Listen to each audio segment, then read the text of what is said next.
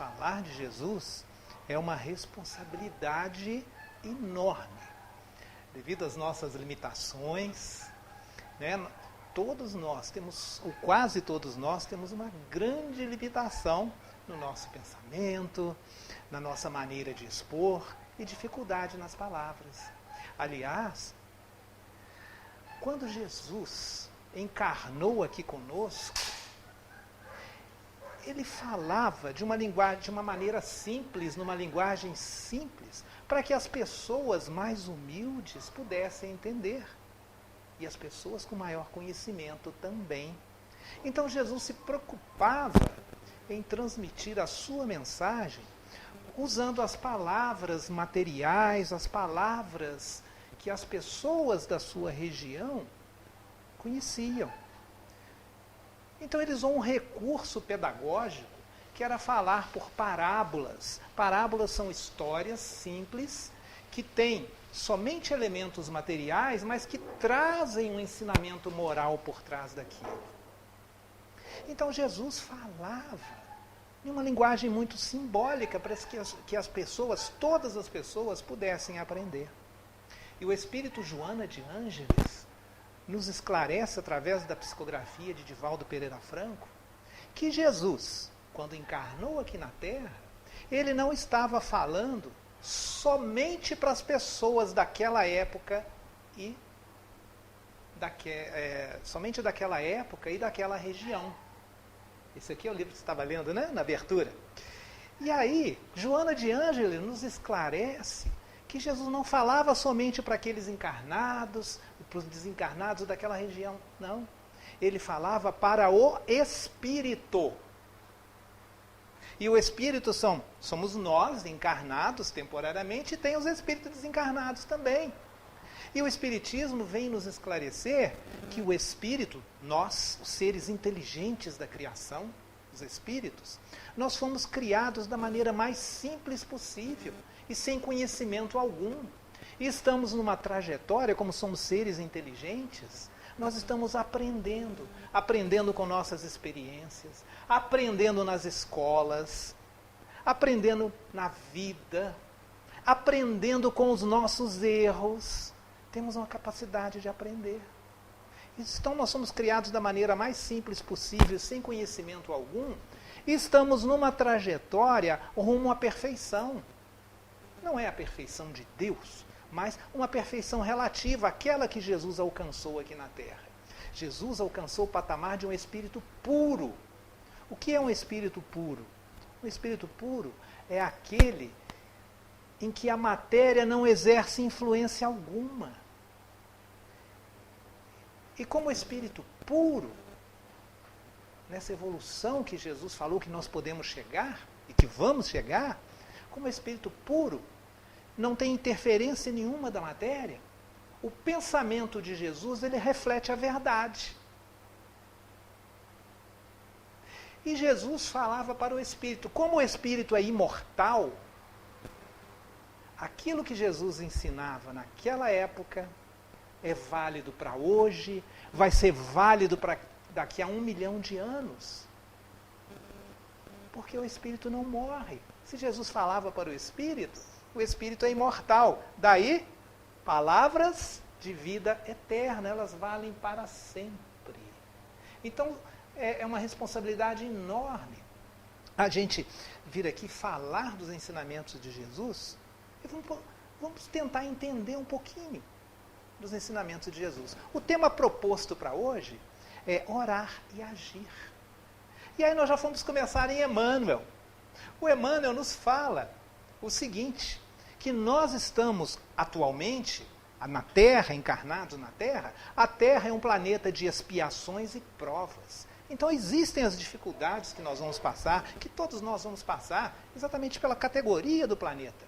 Mas essas dificuldades são experiências que a gente vai adquirindo, a gente vai fazendo, acerta, fazendo, erra. Não tem problema errar. Não tem problema algum errar. O problema é a gente ficar repetindo o erro. Então erramos? Ótimo. Vamos fazer diferente para que a gente não repita o erro. Essa é a proposta de Jesus. Essa é a proposta que o Espiritismo vem esclarecer para nós.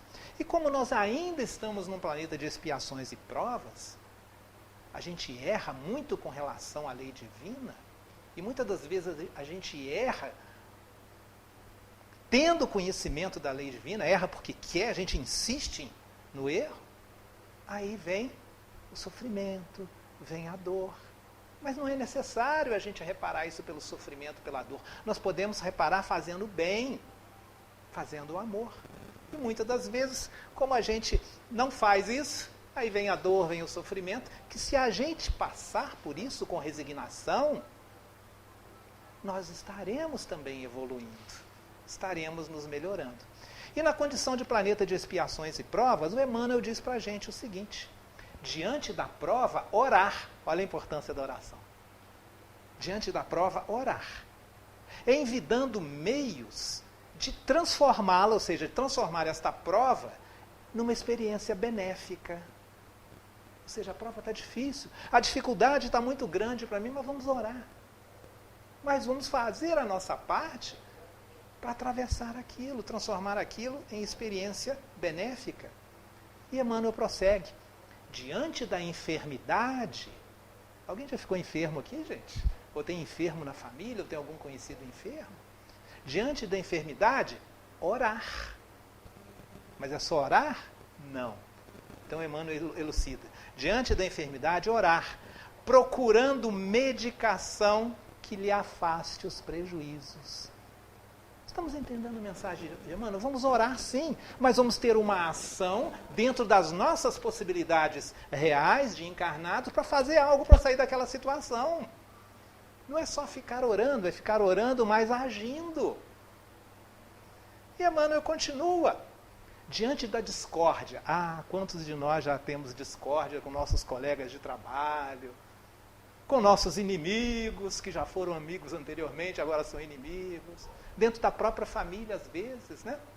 Diante da discórdia, orar, edificando recursos para o estabelecimento da paz. Então vamos orar sim, mas vamos fazer a nossa parte para construir a paz. Jesus também diz, bem-aventurados os mansos ou brandos, né, e os pacíficos. O que são pacíficos? São aqueles que promovem a paz. Bem-aventurados os brandos e os pacíficos, porque herdarão a terra. Então, vamos orar? Vamos orar para que a discórdia termine. Mas vamos fazer a nossa parte para restabelecer a paz. Vamos ser os pacificadores. E Emmanuel também fala, orar sempre, mas agir cada vez mais para que se realize o melhor. Então precisamos orar e precisamos agir. São duas coisas que nós precisamos fazer. E aí, vamos a Jesus. Nós vamos falar aqui, recordar o ensinamento de Jesus que nos foi trazido, por exemplo, por vários evangelistas, mas nós trazemos aqui Marcos 14, 38, uma passagem muito conhecida de nós, em que Jesus diz, vigiai e orai para que não entreis em tentação. Lembra disso, gente? Vigiai e orai para que não entreis em tentação. Posto que o espírito está pronto, mas a carne é fraca. Lembra dessa passagem? Então vamos procurar trabalhar essa passagem à luz do Espiritismo. Vigiai e orai. Então lembremos que Jesus não falou orai e vigiai, mas ele falou primeiro vigiai, e em segundo lugar orai. Mas não faz diferença? Faz, porque na época que Jesus falou isso, quando estava encarnado, os judeus estavam ali ouvindo, e os judeus dão uma importância muito grande para a sequência das palavras que estão nas Escrituras. Então a sequência é importante. Então Jesus falou com muita propriedade, vigiai primeiro e orai segundo. Mas para quê? Para que não entreis em tentação. Mas vamos lá. Vigiai e orai. Mas vigiar o quê? O que nós vamos vigiar?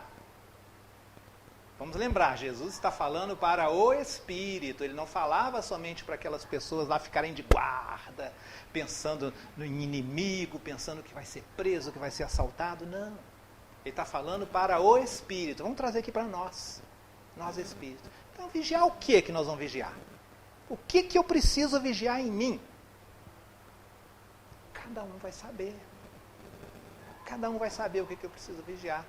Mas o que a gente precisa vigiar? Emmanuel nos lembra. Vigiar os nossos pensamentos. Vigiar as nossas palavras. E vigiar os nossos atos. As nossas atitudes. Olha a sequência. Pensamentos, palavras e atos. Uai, mas para que eu vou vigiar os meus pensamentos? Se eu não estou encarnado? Às vezes eu posso fazer uma besteira, posso não fazer, mas pensamento precisa vigiar? Precisa. Porque é muito importante a gente vigiar os nossos pensamentos. O Espiritismo vem nos esclarecer que nós somos seres, espíritos, né? Encarnados ou desencarnados, nós somos os seres inteligentes da criação. A partir do momento que nós conquistamos, digamos assim, a sermos espíritos, o espírito tem uma característica, não para de pensar. Nós não paramos de pensar, o nosso pensamento é contínuo. Então nós estamos pensando continuamente. Às vezes a gente até pergunta para alguma pessoa, em que você está pensando? Eu não estou pensando em nada. É mentira, está pensando em alguma coisa. Senão ela nem responderia a nossa pergunta, né? Então a gente sempre pensa, não tem como a gente parar de pensar. Nem por 1/1000 de segundo. E os espíritos nos informam que o pensamento, aquilo que eu penso, eu já materializo aquilo no plano espiritual. Pensei e materializei. E a partir do momento que eu fico sempre pensando naquilo, se eu agir, eu acabo materializando aquilo no campo real, no campo da matéria onde nós estamos encarnados. Mas quer dizer que quando eu penso alguma coisa, pelo simples fato de pensar, eu já materializo, já no plano espiritual aquilo já aparece, já materializa. O André Luiz até nos fala, nos recomenda para a gente ter muito cuidado com aquilo que a gente pensa, que com aquilo que a gente pensa, a gente cria formas, pensamentos no plano espiritual, e essas formas, pensamentos, mesmo que eu pare de pensar naquilo, elas continuam existindo, ficando vivas, digamos assim, por algum tempo, as chamadas formas, pensamentos. Então, se eu penso bem, eu estou criando formas, pensamentos boas. Se eu penso mal, em agredir alguém, em ser violento, penso alguma coisa má, eu estou criando formas, pensamentos que poderão até atingir algumas pessoas, maleficamente. Mas se eu penso mal, qual vai ser o primeiro a ser atingido? Eu que estou pensando. Se eu penso bem, quem que vai mais, em primeiro lugar, a ser atingido? Ser influenciado? Quem está pensando. Os espíritos, eles dizem, aliás, tem uma questão muito interessante que Kardec pergunta. Quando eu desencarnar, quando o espírito vai desencarnar, ele volta para o plano espiritual. Aí no plano espiritual, será que a gente vai conhecer uma outra pessoa que desencarnou antes da gente? Um amigo, um parente nosso que desencarnou antes? Será que a gente vai, aquele que desencarnou antes, vai nos conhecer quando a gente voltar para o plano espiritual? Ou seja, depois que eu morrer? E os espíritos respondem, sim. Eles podem reconhecer você, sim. Aí Kardec pergunta, mas como ele vai me reconhecer? Eu até estranhei quando Kardec perguntou, mas como é que ele vai reconhecer? Precisava fazer essa pergunta? Claro que precisava. Porque vamos fazer uma comparação aqui. Nós hoje, agora, nesse momento, pessoas que a gente conheceu há 20 anos, eu posso falar há 40 anos, mas acho que a maioria de vocês não passou por isso, né? Só quem está lá pelos 60 anos, mais de 60, a gente pode falar, eu conheci uma pessoa há 50 anos. Né? Se eu conheci uma pessoa há 50 anos, depois nunca mais vi aquela pessoa. Passam-se 50 anos, ou 40 anos, ou 30 anos, a gente vê aquela pessoa, será que a gente vai conhecer? De imediato, às vezes sim, às vezes não, porque a gente muda. A gente muda de forma. Às vezes, uma pessoa que a gente conhece lá, com 3 anos de idade, Depois passa um certo tempo, só vai ver aquela pessoa novamente com 40 anos. Será que a gente vai conhecer? Possivelmente não, porque a gente muda e se imagina só numa encarnação. Imagina depois que desencarnar. Uma pessoa que estivesse encarnada só conheceu o nosso bisavô, avô ou bisavô, por exemplo. Só nos conheceu ainda em criança, até 5, 6 anos de idade. Aí desencarnou, passa lá vários anos, aí a gente desencarna. Vou encontrar com meu avô, com meu bisavô. Será que ele vai reconhecer a gente? Como? Se eu mudei tanto. Aí os espíritos respondem. Eles conhecem por causa do seguinte, porque os espíritos, eles veem o nosso pensamento como nós lemos um livro. Então, quando o espírito pensa, os espíritos estão vendo o nosso pensamento, estão vendo tudo aquilo que nós fizemos no passado, como se estivesse registrado num livro. Aí eles vão reconhecer tudo, vão conhecer a nossa sequência, tudo aquilo que a gente fez. E é assim que eles conhecem a gente. Ou seja, os espíritos nos conhecem pelo nosso pensamento.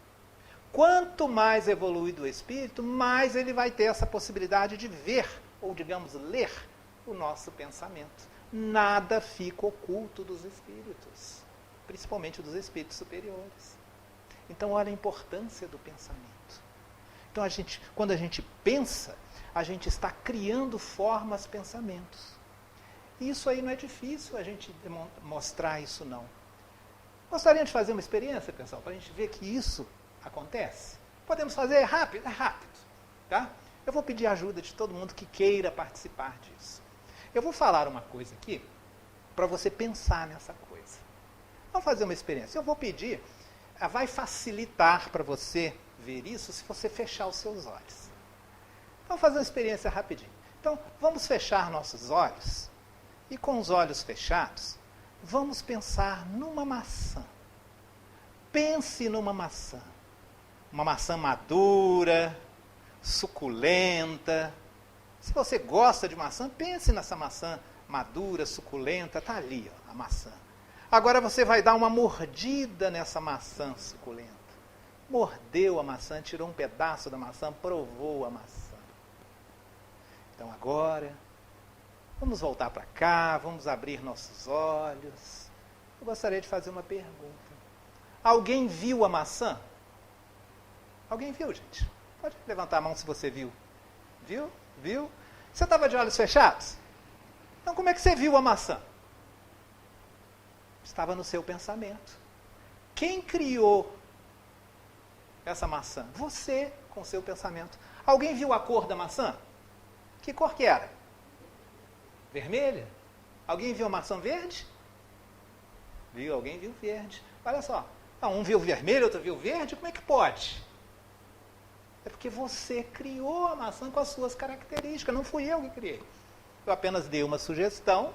Você pegou essa sugestão e o seu pensamento criou. Alguém chegou a ver a maçã partida com uma mordida? Viu? Alguém sentiu o gosto da maçã? Tem gente que não sente. A maioria não sente. Alguns podem até sentir o gosto da maçã. E se alguém sentiu o gosto, como é que pode se não tem maçã nenhuma real? Porque já começou a existir no pensamento. E é assim que as coisas funcionam. Quando a gente pensa em alguma coisa, mesmo que seja por uma fração de segundo, aquilo já se materializa lá no plano espiritual. É assim, por exemplo, que foi esse salão aqui, essa edificação, que foi a sua casa, que foi esta garrafa. Essa garrafa, por exemplo, alguém pensou numa garrafa. Só existiu no pensamento dele. Aí ele começou a pensar, começou a passar para o papel ou para o computador, né? Foi fazendo o modelo, aí já passou para uma maneira digital. Aí depois já imprimiu aquilo no papel, olha só, começou a materializar.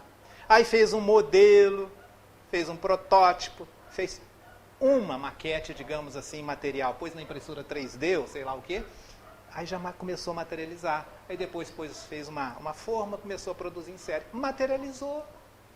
E é assim que funciona, numa casa, um telefone celular. É assim, então primeiro começa no pensamento. E depois pode se materializar aqui na Terra. Mas de qualquer forma, já iniciou lá no plano espiritual. né? Materialização de pensamentos. Então é assim que as coisas funcionam. Por isso é que nós precisamos vigiar o nosso pensamento. Mas com relação a quê? Então numa maçã eu posso pensar, mas numa pera não? Não, não é por aí. Nós vamos vigiar os nossos pensamentos em relação às nossas tendências e às nossas inclinações, que não são muito boas. Com relação às inclinações boas, ótimo, vamos deixar. Mas aquelas tendências que a gente tem que não são muito boas, aquelas inclinações não tão boas assim, as más inclinações, a gente precisa vigiar para não dar propagação a esses pensamentos. Então, primeiro a gente precisa vigiar os nossos pensamentos.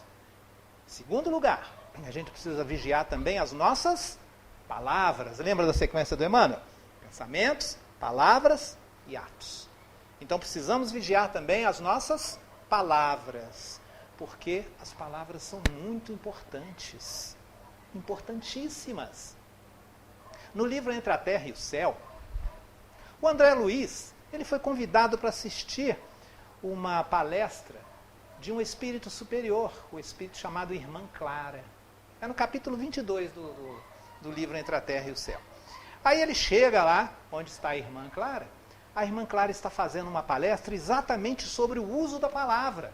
Estavam vários jovens espíritos ali, na aparência jovem, ela estava falando para os jovens, olha, muito cuidado com as suas palavras, porque as palavras, elas não transportam somente a voz, o significado das palavras, mas juntamente com as palavras vão energias elétricas dinâmicas. Vamos pensar nisso então. Energia elétrica dinâmica. Energia elétrica dinâmica é o que está em movimento. E energia e movimento são energias o quê? Aumenta, diminui, aumenta, varia.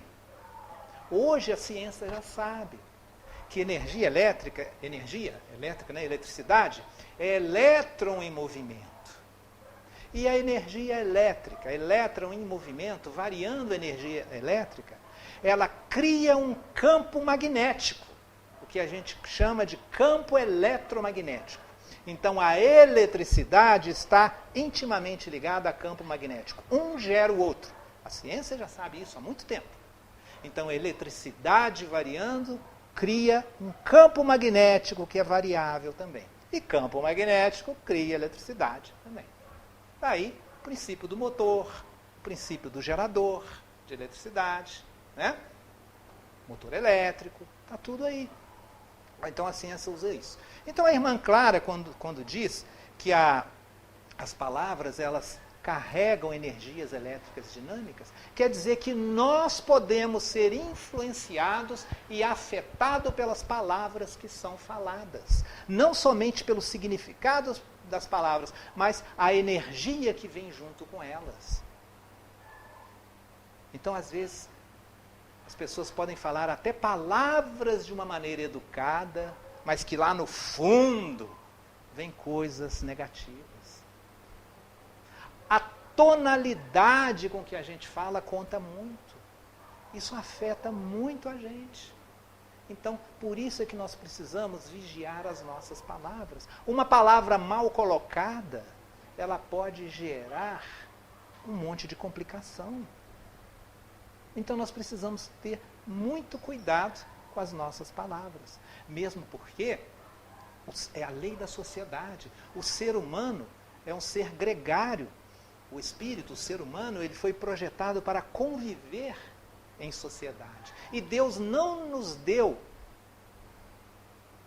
não vou dizer até o dom, mas não nos deu a faculdade da palavra para a gente ficar brigando. O ser humano é o único ser do planeta Terra que consegue se comunicar com o outro conversando.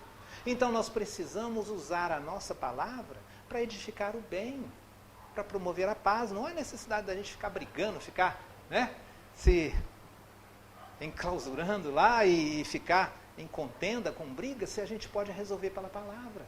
Deus nos deu isso para que nós possamos nos acertar e nos melhorar pela palavra.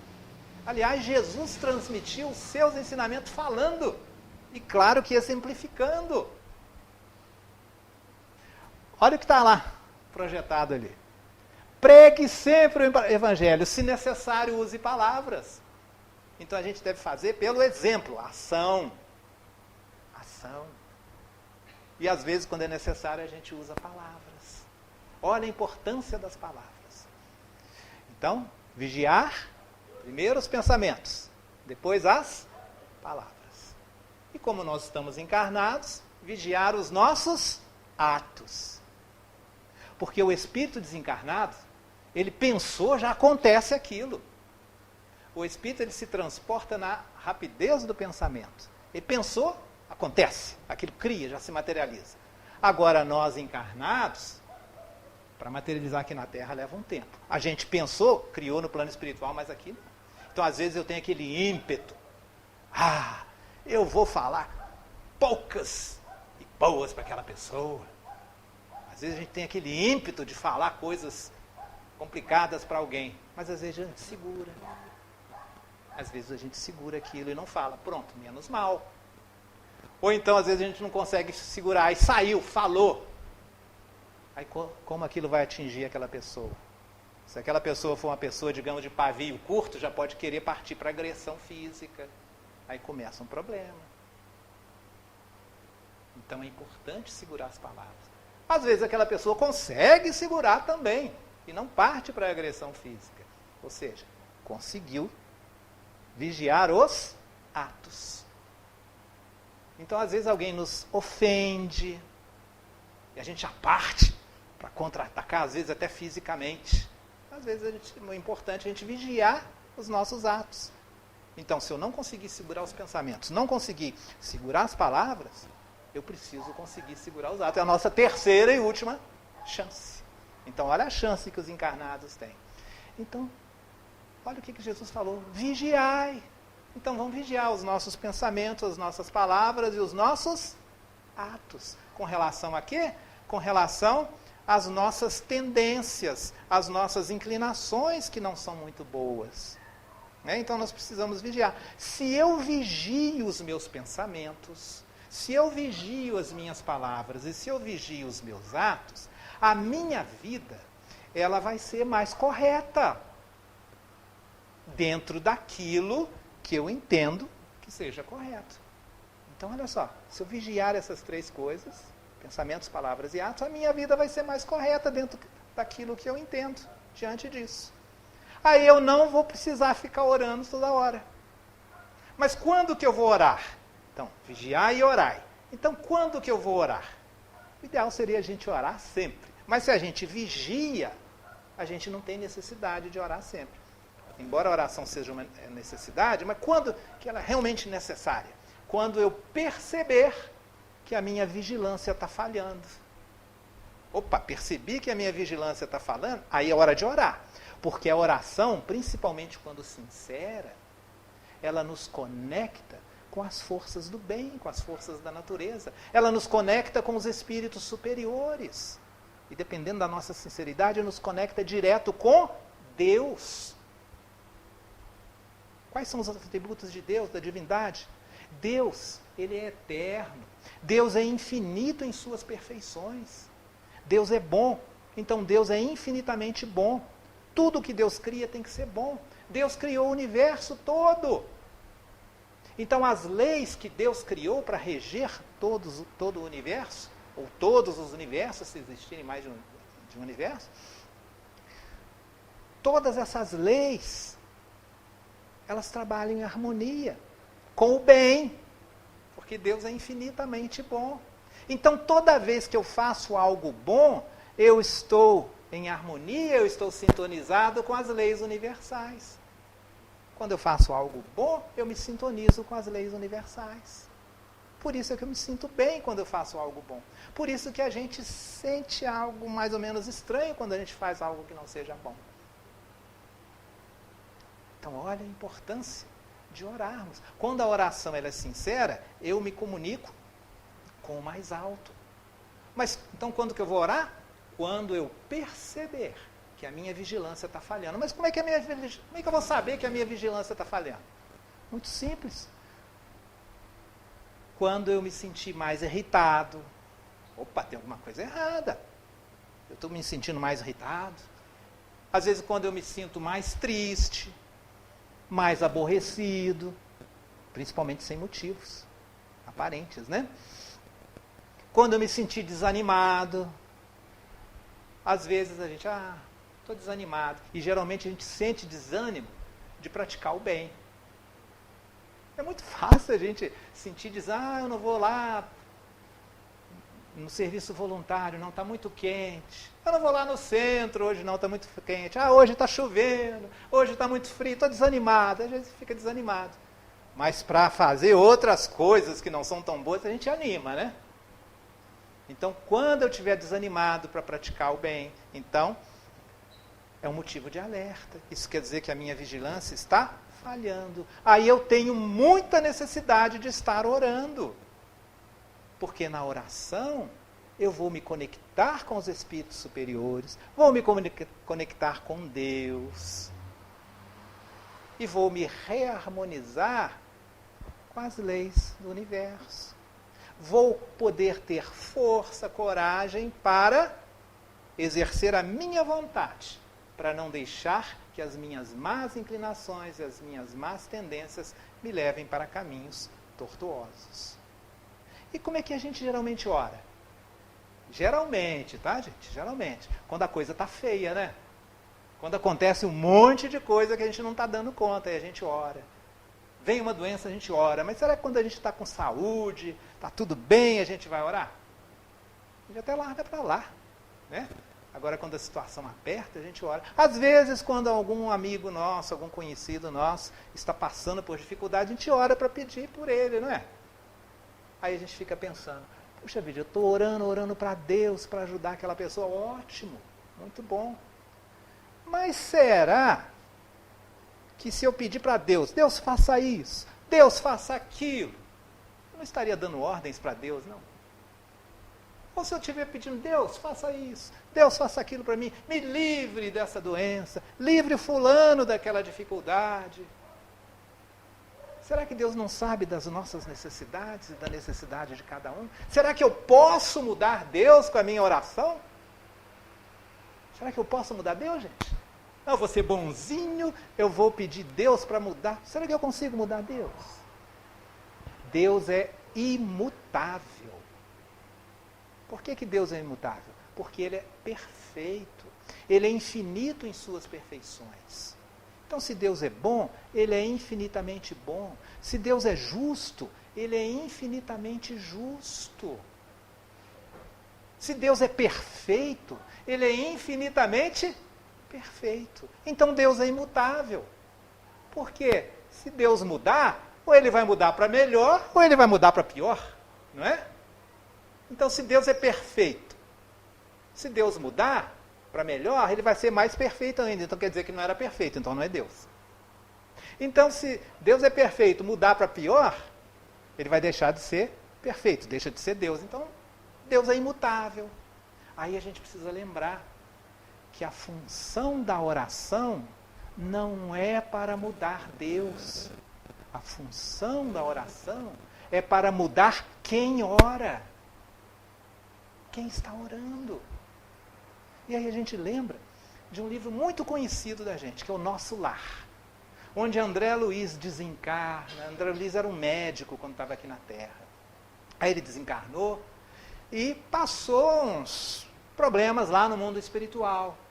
Passou uma determinada região lá de sofrimento e tudo. E ele se sentia muito angustiado. E numa ocasião que ele lembrou, uma vez ou outra ele ia na igreja, lembrou de uma oração, resolveu fazer uma oração. Aí fez uma oração, tão logo ele fez uma oração, ele viu ali diante dele espíritos que vieram ali para auxiliá-lo.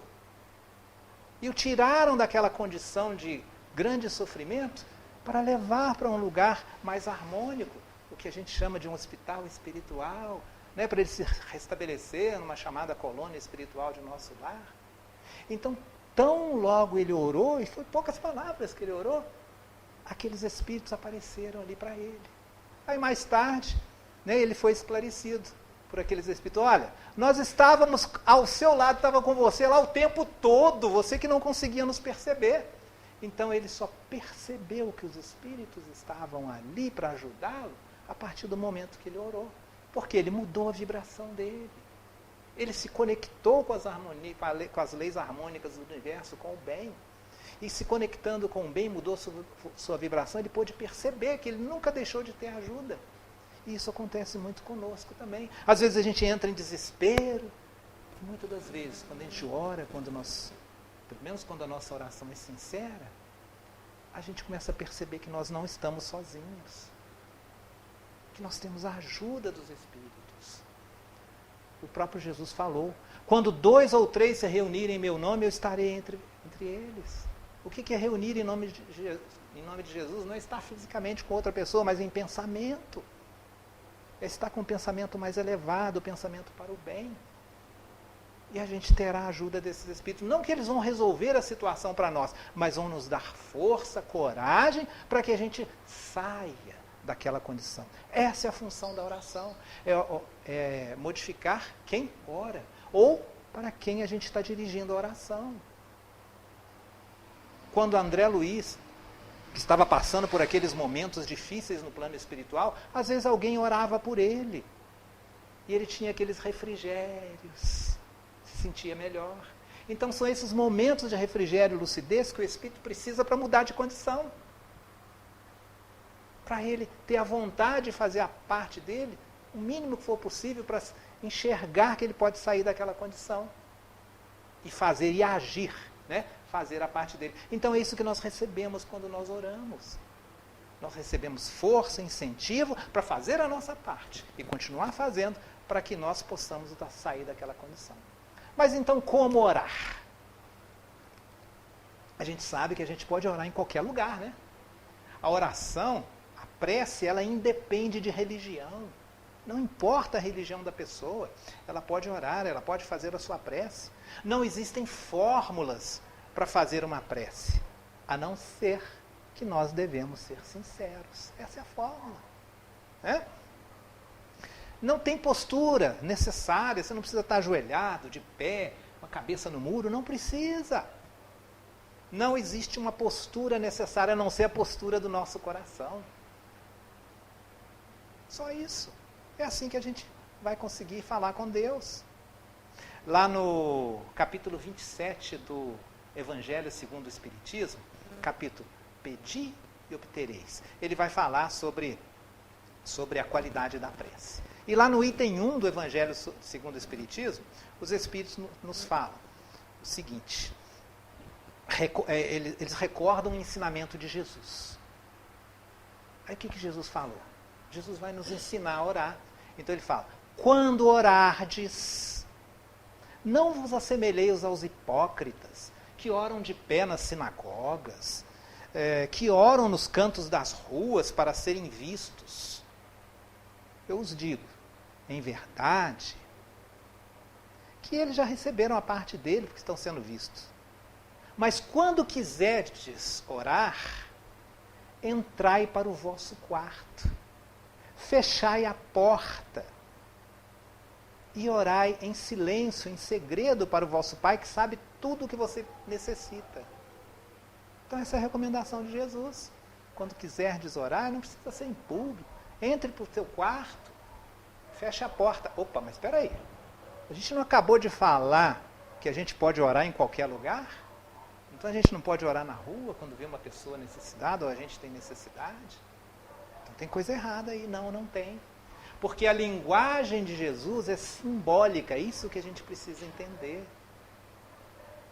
Quando Jesus falou, quando quiserdes orar, entrai no teu quarto e feche a porta. Naquela época, quando Jesus falou aquilo, as casas das pessoas não eram divididas em cômodos. Eram só as paredes externas da casa. Eram divididas em áreas, não dividiam em cômodos. Pouquíssimas casas tinham cômodos. Só das famílias mais abastadas, mais ricas, é que tinham alguns cômodos. E mesmo assim não tinha porta, era cortina. Ué, então será que Jesus falou aquilo para orar? Só as pessoas abastadas é que podiam orar então? E mesmo assim não tinha porta para fechar a cortina? Não, Jesus não está se referindo aos aposentos materiais. Mas Jesus está se referindo à nossa consciência, ao nosso íntimo. Fechai a porta, não é fechar a porta dos cômodos, mas é a gente não se preocupar com a exterioridade, é a gente se concentrar na nossa interioridade. A fala de Jesus era simbólica. Então deixa a exterioridade para lá, a gente não vai se preocupar com os outros, não vai se preocupar em ser visto, mas vamos voltar o nosso pensamento para o nosso íntimo, nosso coração, aquilo que a nossa consciência está falando.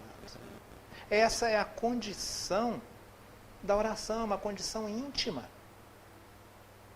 E lá no item 2 do Evangelho segundo o Espiritismo, também recorda o ensinamento de Jesus, que Jesus fala o seguinte: se tiverdes qualquer coisa contra alguém, perdoa esse alguém, a fim de que o vosso Pai também vos perdoe. Olha a ação aí.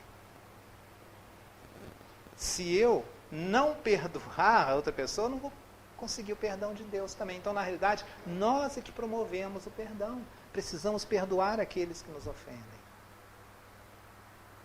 É a ação. Então, antes de orar, vamos perdoar aquele que nos ofendeu, aquele que nos prejudicou, porque a partir disso nós ficamos livres. Podemos ter o nosso contato, o nosso íntimo, né? Aquilo dentro de mim, a minha consciência poderá ser entregue a Deus, poderia ter um contato direto com Deus. Nós nos lembramos de uma música do Gilberto Gil. Não vou cantar não, tá? Fica tranquilo. Mas a letra fala mais ou menos o seguinte, eu achei muito interessante a interpretação que ele colocou.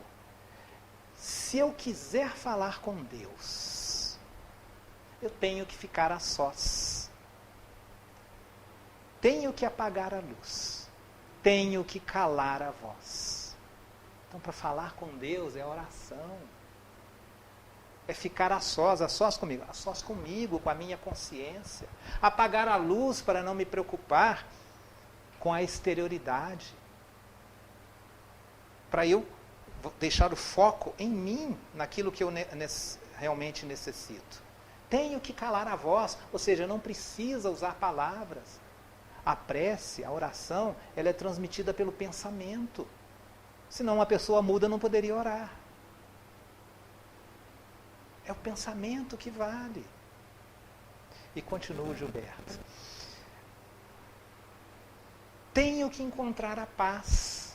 É a paz de consciência. Se eu não perdoar aquela pessoa que me ofendeu, estarei ligado lá, não estarei ligado com os espíritos superiores, nem com Deus. Então tenho que encontrar a paz. Tenho que folgar os nós. Opa, mas que nós são esses? Será que é nó da gravata? Não. É os nós das aparências, nós dos desejos, nós dos receios. Tenho que ter as mãos vazias. Temos que estar desarmados. Para falar com Deus, a gente precisa estar desarmado, vamos ser sinceros. Tenho que ter a alma e o corpo nus. Ou seja, vou me mostrar inteiro para Deus. A minha consciência toda. Né? Vamos nos mostrar inteiro para Deus. Nada vai ficar oculto. Por quê? Porque nós abrimos a nossa consciência. Então isso nos mostra que orar é uma atitude pessoal, é algo íntimo, é algo pessoal. Então vamos voltar para os ensinamentos de Jesus. Vigiai e orai. Então já sabemos o que a gente precisa vigiar e já sabemos como orar, é uma condição íntima nossa. Sem ficar preocupado com a exterioridade. Mas vigiai e orai para quê? Para que não entreis em tentação. O que é isso, tentação? Tentação são aquelas nossas paixões. São aqueles nossos desejos que nos desviam daquilo que a gente precisa fazer. São aquelas paixões, aqueles desejos que vão fazer a nossa vontade de executar uma coisa ser mais forte do que aquilo que eu realmente preciso fazer. É aquele negócio. Eu sei que é errado fazer aquilo. Eu sei que eu não devo fazer, mas vou lá e faço. Ou para agradar alguém, ou para fazer gracinha, para não ficar mal com alguém, vou lá e faço. Eu sei que eu não devo ser corrupto, mas vou lá e me corrompo. Aí depois a gente tenta justificar, né? A gente tenta relativizar a moral. Allan Kardec diz lá no Livro dos Espíritos, na questão 830, que moral não é relativa, ela é absoluta. O mal é mal em qualquer situação.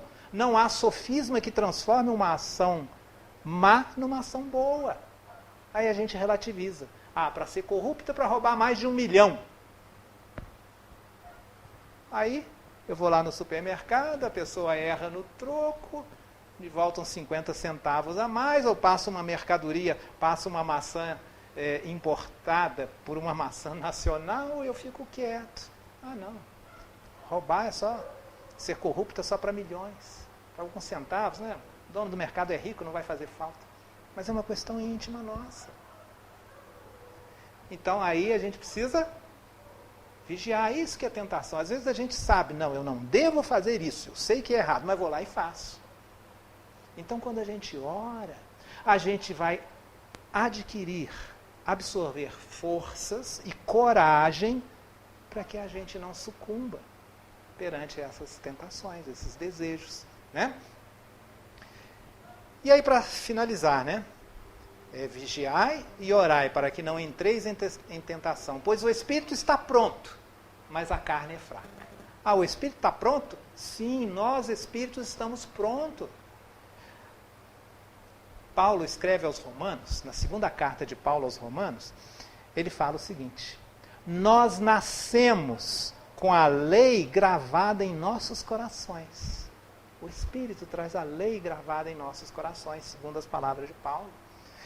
E tem uma coisa semelhante lá no Livro dos Espíritos, né, que Kardec pergunta, onde está escrita a lei de Deus? Alguém lembra? A lei de Deus está escrita na nossa consciência. Lembra da oração? Da nossa consciência? Vamos deixar a nossa consciência livre para Deus. A lei de Deus está ali, a gente sabe. Está tudo ali. A gente pode até ter dúvida, porque pode ter alguma coisa que oblitera a gente acessar a nossa consciência. Mas se tiver dúvida, eu sei o que é certo, eu sei o que é errado, a gente sabe.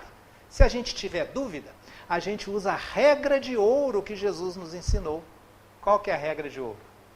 Fazei para o próximo somente aquilo que você quiser que o próximo faça com você. Pronto, já ajuda. A regra de ouro. Então, a gente sabe, mas quando a gente estiver na dúvida, a gente usa a regra de ouro. Isso nos ajuda. Então, vigiai e orai para que não entreis em tentação. Porque o espírito está pronto, mas a carne é fraca. Essa carne é fraca é um erro de tradução muito, muito grande. A carne é fraca significa a natureza humana é fraca. Lá no original em grego, né, não usa a carne é fraca, a palavra carne, eles usam a palavra sarquê, se não me engano, o sarcó. Não usa a palavra soma. Soma em grego quer dizer corpo, quer dizer carne. Então não usa essa palavra.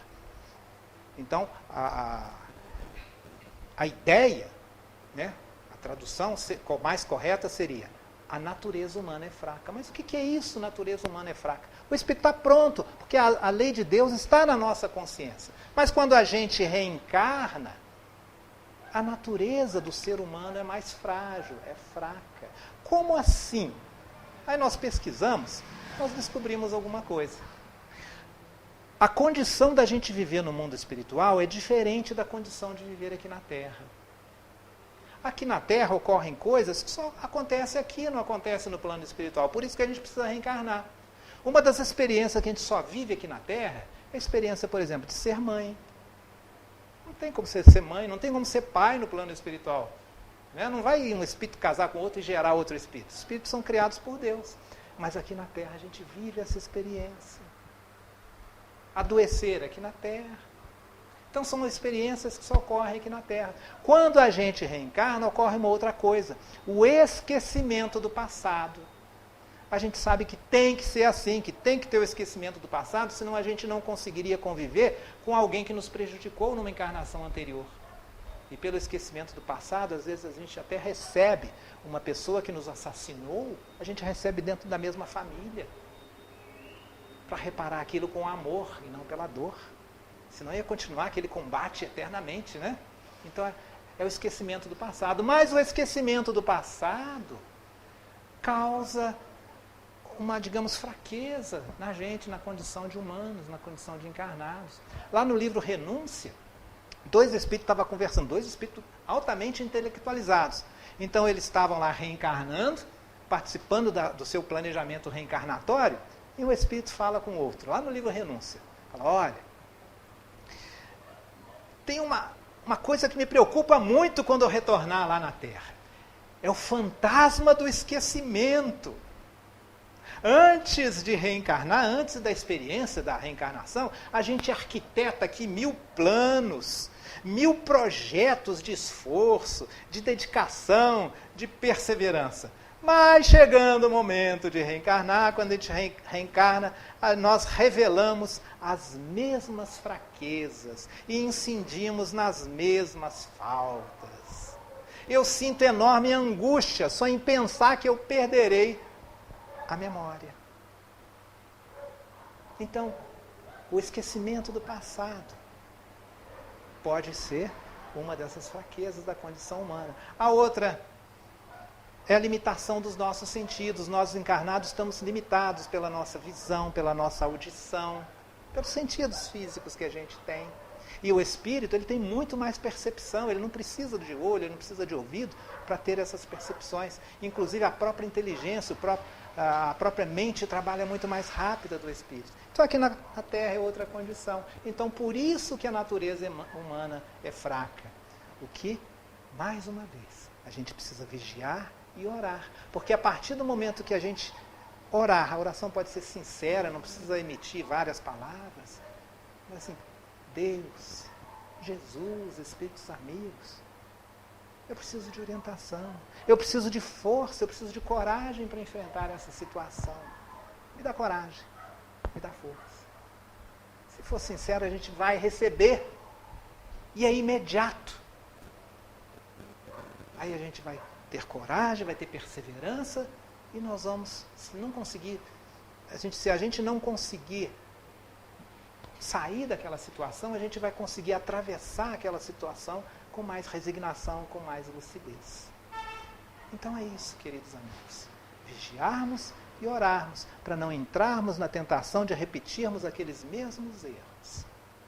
E termos consciência de que a nossa condição é fraca, mas a gente sabe tudo, ou quase tudo, porque a lei de Deus está gravada na nossa consciência. Então, quando a nossa vigilância falhar, vamos fazer uma oração sincera, para que nós possamos ser intuídos para prosseguirmos o nosso caminho. Que Jesus nos abençoe.